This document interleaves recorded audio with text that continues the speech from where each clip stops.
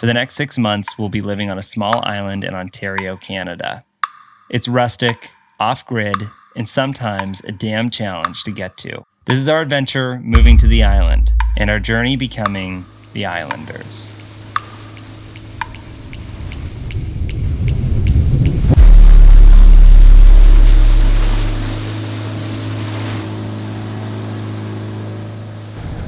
Well, another ridiculous... What? No, nothing. What? You're good. You're fine. This is our final trip to the island. This might be the most riskiest one we've done yet. There's literally blood everywhere. A mast type thing that's like jankily put in. And the waves are picking up. I'm literally holding on to this whole thing for dear life and hoping that it doesn't fall out and decapitate me halfway here. Let's flash back 24 hours and I'll show you how we got here. Okay, of course, the day that we're doing this, it's like the highest winds that we've had in a long time. And basically high winds means choppy water, and choppy water is just no bueno. So like last year, getting here was like a mad dash. I had packed up all of my stuff, all my bags, and when it comes to packing to live on an island, or I guess anywhere sort of remote, you're literally putting what you think is the most valuable things that you have into a single box and being like, well, I guess this is what I'm gonna survive off of for, you know, half a year. Now it is go time. I'll know what it's like just by looking at the water, but I want to get on the island. I'm curious about the water, man. Driving along the shoreline in Kingston, and I run through my checklist of all the things that I'm trying to make sure we've taken care of leading up to getting safely to the island with all of the things. That boat ride is literally like you packed every single important element of your life into that, and you hope to God that the boat doesn't crash on your way down.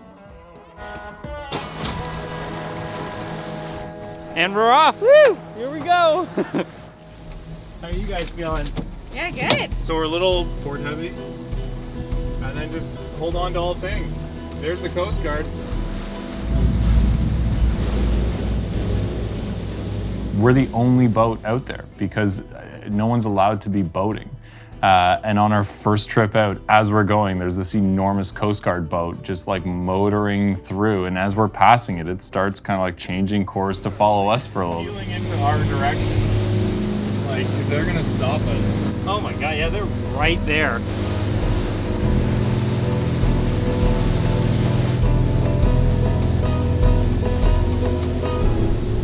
Okay, so we dodged the Coast Guard, I think. So it feels like we've made it. Well, actually, I feel like we're in the hairy bit right now. It's so brown.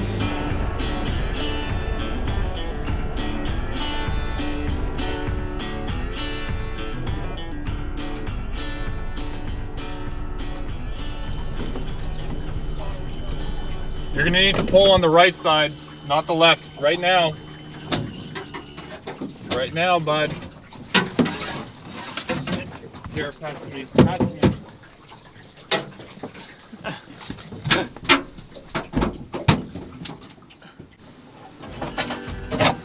Coming into the bay just like year one, just engine up, like cruising into the shore, and that feeling of like, oh, okay, we got here. Cool.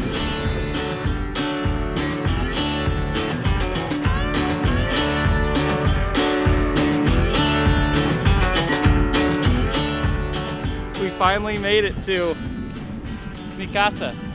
What? I don't know what, our casa. Our casa. We made it. We're here, all in one piece. Then we got a second low. The wind has picked up. It's just gotten way more aggressive out there. So halfway through. All right, what do you think?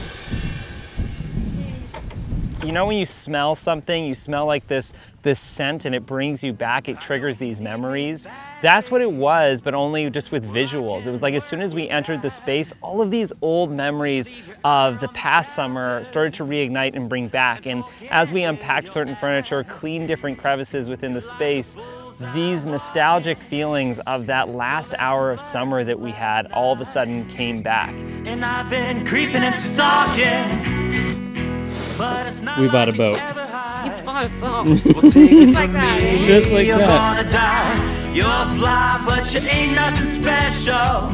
You'll pay a steep price for this house. Wow, it looks exactly the way that we had it.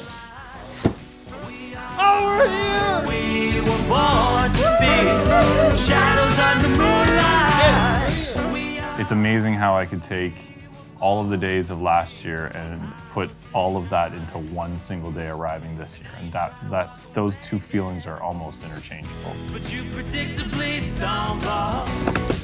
You say this mess is what you don't intend. I remember that we were looking at the weather and we were looking at the wind and we were sitting here like, I don't know if this is letting up. If anything, it's actually like getting worse and worse. That's how we prepare.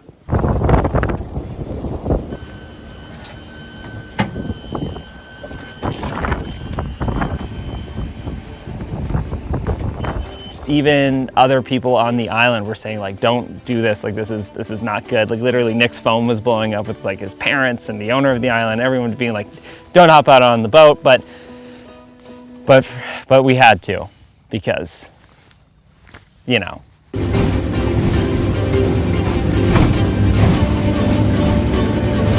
The adventure we're about to go on is a little hair-raising.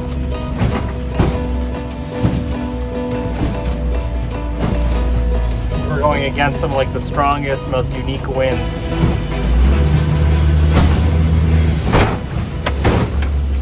How you feeling? Too much? Oh, what do you think? There were certainly times in that first 5 minutes going out where I was like, we may have to turn around. This is a lot. This is a lot for this boat.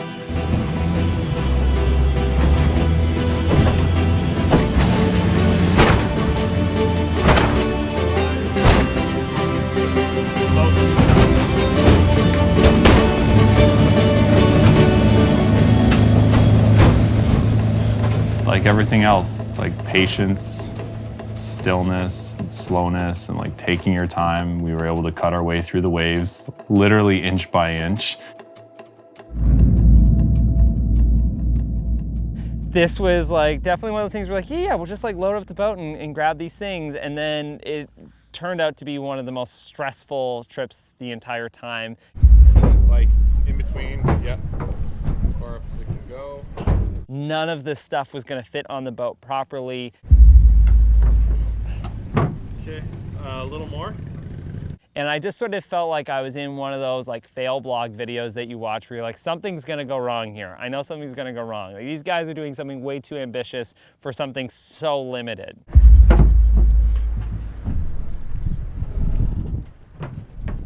Okay, start backing up.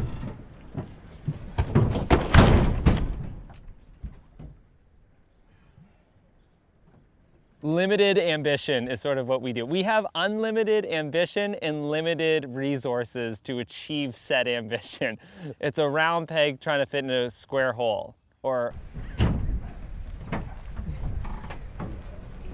It's never gonna go the way you think it's gonna go.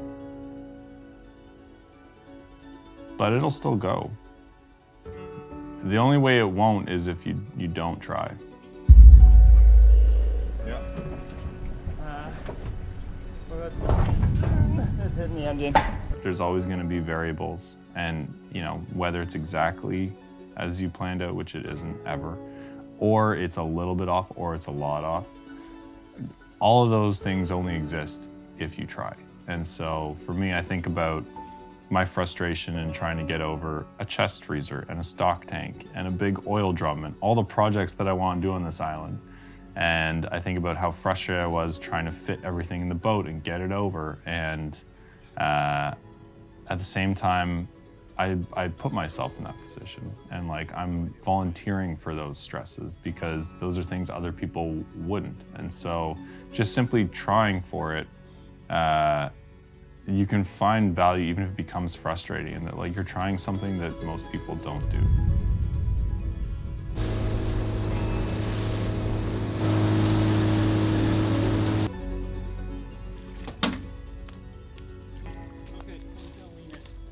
Almost like an anchor And the way that I think about it is like, this is the anchor, and you let out a whole bunch of line, and that line is your, you know, your November, your December, your January, and you're slowly letting yourself out. And then February, you start pulling yourself in. March, you start pulling yourself in. April, you start pulling yourself back to that anchor. And it's like, it doesn't go. You're never untethered, but you kind of slip away from it and then pull yourself back to it. It's, you know, it's returning to the anchor. It was the final load, unpacking that, it was just like, now we're here, we're in this amazing place. This is the canvas for memories, and I don't know what's in store, but I just know that the best summer of my entire life is on its way.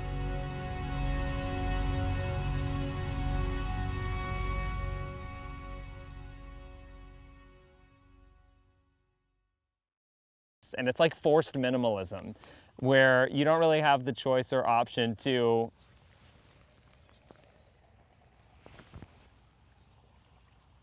you could have cleaned those anywhere. Now the hose is here. The hose line is so long though.